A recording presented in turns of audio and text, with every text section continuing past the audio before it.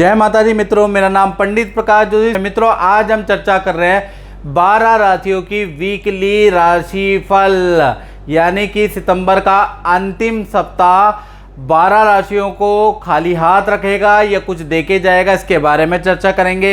यानी 25 सितंबर से लेकर 1 अक्टूबर 2023 के बीच में क्या ग्रह गोचर हो रहे हैं और 12 राशियों को क्या निर्णय लेना चाहिए, क्या ग्रह का रिजल्ट मिलेगा, इस कार्यक्रम में इसके बारे में चर्चा करेंगे। सबसे पहले 25 सितंबर से लेकर और 1 अक्टूबर यानी इस सप्ताह क्या अनोखी व्रत त्योहार की घटना होगी, इसके बारे में थोड़ा बहुत मैं आपको बताता हूँ, बाकी मैं वीडियो बनाऊंगा तो आपको बताऊंगा।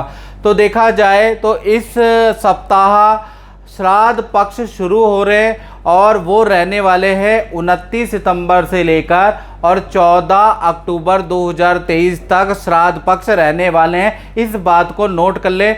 श्राद्ध पक्ष में पितृ पक्ष की पूजा की जाती है, यानी श्रद्धाया माप्यते शक्ति, यानी जिन भी माता पिता या मरहूम दादा दादी या बुजुर्ग पे हमारी श्रद्धा भक्ति होती है हम उनके लिए श्राद्ध करते हैं। श्राद्ध का मतलब ये हो गया श्रद्धा जताना कि पितरों के प्रति हमारी कितनी श्रद्धा है। चलिए अब बात कर लेते हैं इसकी डेट की। तो 29 सितंबर को देखा जाए तो पूर्णमासी श्राद्ध, याद रखिएगा इसे महालय श्राद्ध भी कहा जाता है। इसमें दादा दादी या नाना नानी या परदादा या वृद्ध व्यक्ति का इसके अंदर श्राद्ध किया जा सकता है। यदि उनके कुल में कोई वारिस ना हो तो आप पूर्णमासी श्राद्ध भी कर सकते हैं, याद रखिएगा।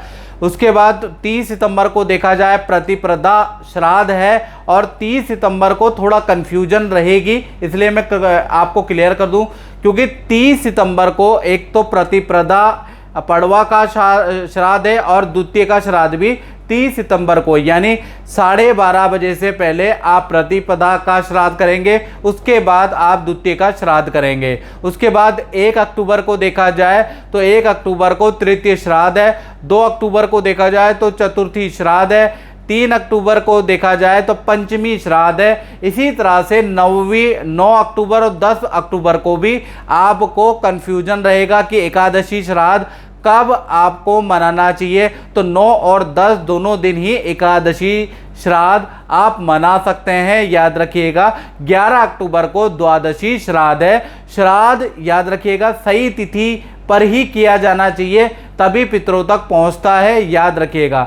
और 14 अक्टूबर को देखा जाए सर्वपितृ अमावस्या है। अब सर्वपितृ अमावस्या में क्या होता है, यदि आपको पितरों की तिथि नहीं मालूम है या आप 7 कुलों के लिए तर्पण करना चाहते हैं, 7 कुलों के उद्धार के लिए पितृ तर्पण पिंड दान करना चाहते हैं, तो भाई आपको यह अमावस्या तिथि ही चुननी पड़ेगी, क्योंकि वो सर्वपितृ अमावस्या है। सर्वपितृ अमावस्या के दिन ही पितृदोष का श्रवण होता, मतलब पितृदोष की पूजा पाठ इत्यादि करना अतिश्रेष्ठ कर रहता है। हरिद्वार में जाके पिंडदान करना श्रेष्ठ कर रहता है। और देखा जाए तो तीर्थ गया में भी पूर्णमासी या हरिद्वार में जाकर आप पिंडदान कर सकते हैं, याद रखिएगा।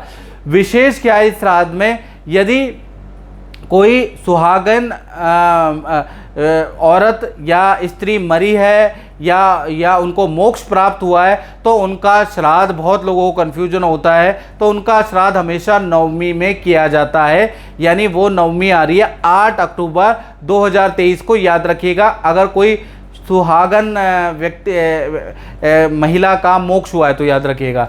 इसी प्रकार से किसी को अकाल मृत्यु है, यानी कि ऑपरेशन से, लंबी बीमारी से या कैंसर या भयंकर बीमारी से कोई पीड़ित है, या छत से गिर के या अकाल मृत्यु एक्सीडेंट से गिर के कोई व्यक्ति मरा है, तो उसके लिए उस तिथि का तो आपको श्राद्ध करना ही करना चाहिए।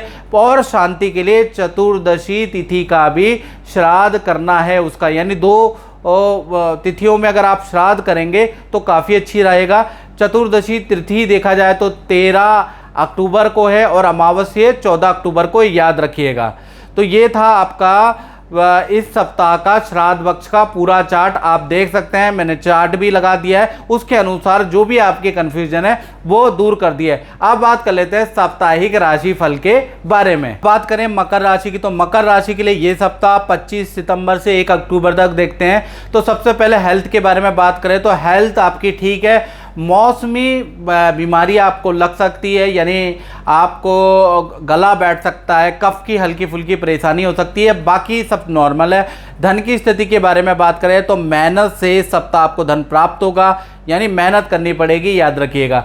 करियर के बारे में बात करें तो करियर के लिए ये सप्ताह नॉर्मल ही रहने वाला है, कोई बड़ा इवेंट नहीं है। रिलेशनशिप के बारे में बात करें तो रिलेशनशिप में जो पार्टनर है उनकी धन संबंधी कोई गलत ट्रांजैक्शन या गलत कुछ ट्रांजैक्शन के कारण बैंक के चक्कर आपके पार्टनर को लगाने पड़ सकते हैं, यानी कि कहीं ना कहीं देखा जाए तो पार्टनर फाइनेंशियली थोड़ा परेशान इस सप्ताह रह सकता है।